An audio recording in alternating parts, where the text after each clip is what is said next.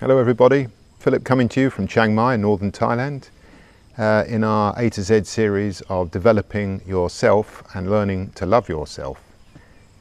It's a big long series, one letter at a time, and its objective is to help you become the optimal you and to learn who you are and learn how life works by doing work on yourself.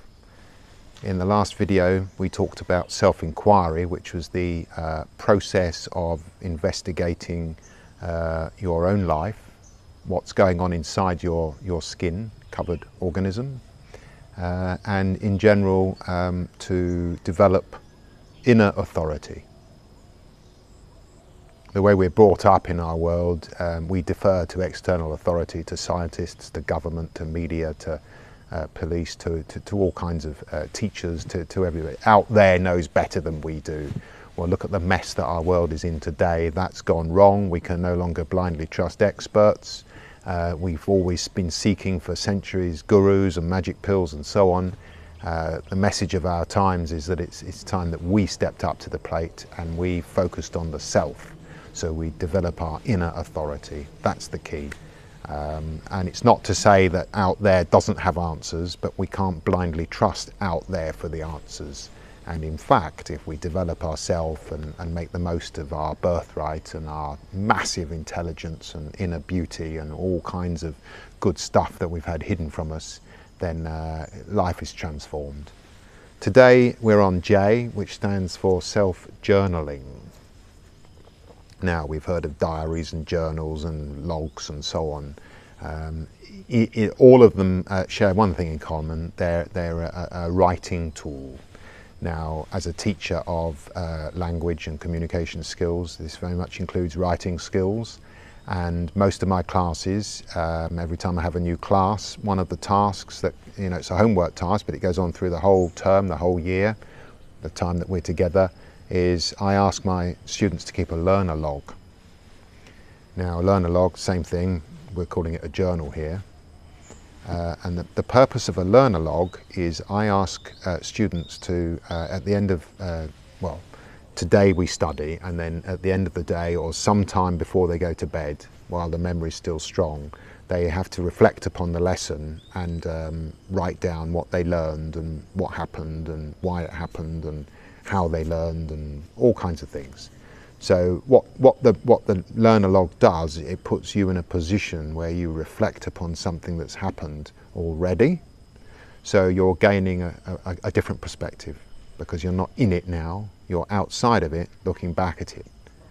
And different perspectives yield different discoveries. This is perfect for doing work on the self. So we'll call it a self-journal because I need something for J. There's self-justification, but that's a negative one and we forget about that. So we're on self-journaling.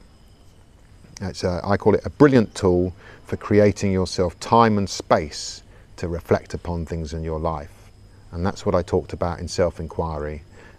Self-inquiry requires us to regularly set aside what I call alone time. And it's not lonely, it's when you get rid of the noise of the world and you sit down and you think and you reflect. So with life in general, so if you, let's just say that you choose an evening slot, let's say it's after dinner, you take a break from all your gadgets and devices and you sit down with a beautiful notebook. That's a very important tip because beauty is a motivating force for humans. And in your journal you reflect upon what's happened today. And if good things happened, fantastic, but why did they happen? Investigate. And if bad things happened, why did they happen? If we can get to the causes, then if it was a bad thing, we can change the causes so we don't get the bad thing again. And if it was a good thing and we know what the causes were, we can repeat the causes and get more of the good thing. But it's just learning. Writing means you have to sit down and reflect. And reflection is the number one, in my opinion, the number one learning tool for all human beings. I call learning the mother of all skills, and reflection is the mother of all learning sub-skills. If you can hear a flapping noise, we've got two ducks on our land and they're enjoying the early morning. Writing, let me read some of my notes. Writing and keeping a journal slows us down and gives us an opportunity to think. It makes us replay events, review things, recall situations, reevaluate things, and reflect on why this or that happened, and so on. The best strategy to avoid laziness or lack of motivation or I'll take a day off or whatever is to filling in entries is to pick a time of the day, and I say usually the evening, or if you haven't got time, just pick a day, end of the week, beginning of the week, and just make it a habit and a routine. Now, just to give you an idea of journaling, it can be anything, but when I changed my diet 14 years ago, I solved my lower back problems, and this was a revelation.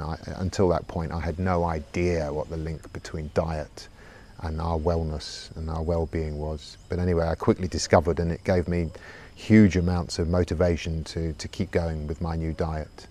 And what I started to do was that I started to keep what I called a food and feelings diary, or a food and feelings journal.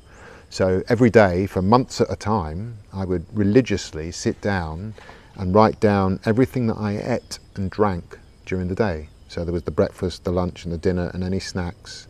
And I would write down how I felt. So some days and some weeks I would be bursting with energy and vitality, and I would look at my input, my foods and drinks. And at that time I was trying to give up smoking, and I was trying to reduce my drinking, so I had those things coming in. So I started to build connections.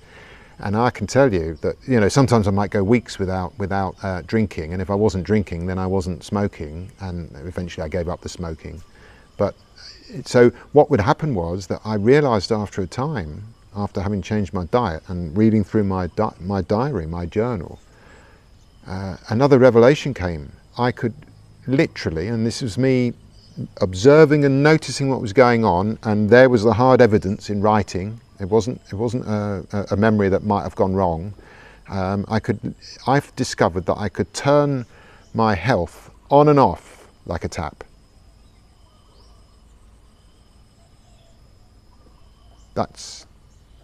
It was a revelation to me, and it's probably a revelation to most people. Now, there's much more that we can do for our health than just eating good foods, but it's a very, very good start. And so when you embark upon any kinds of change, it's difficult because we're breaking habits, and humans are habit-based creatures. So in order for us to break a habit and to create new habits, we need rewards.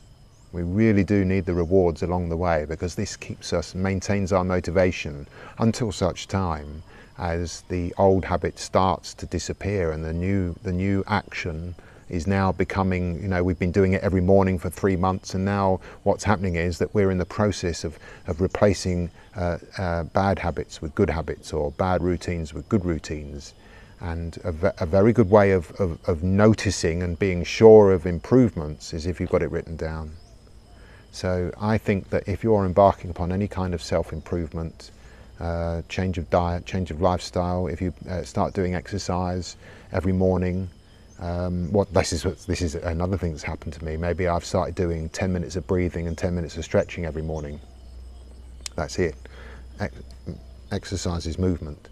So, and then suddenly, you know, after a week or so, you're just doing this every morning, and then you notice that you've got more vitality, more energy, more strength.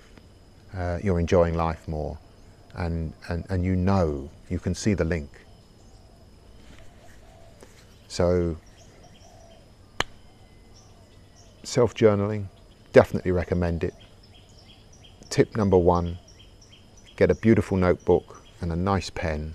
Don't do it on the computer, just a nice pen and notebook, because beauty, as I say, is a motivator. Tip number 2, pick a regular slot of time.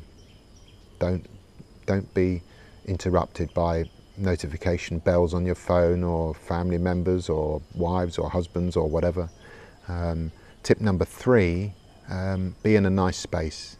You want to feel good where you are. I mean, I love nature, but I'm happy to do home. Just feel comfortable. And tip number 4, if you discover things about yourself that you don't like, don't run from them. Just investigate why, and you'll most likely discover it's not actually you, it's just in you. Just change it. So there you have it, that's self-journaling. Next time we'll be dealing with the K, which is self-knowledge, which is crucial. But you gain self-knowledge from self-journaling and from self-inquiry. And we began the series with A, which was self-awareness.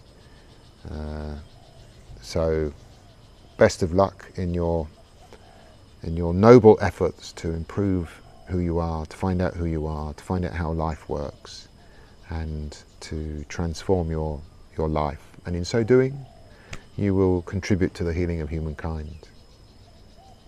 Thank you for listening, and I bid you a fantastic day or evening, wherever you are in the world. Get that notebook today, or if it's too late, get it tomorrow. Make it a beauty. Start journaling. Bye-bye.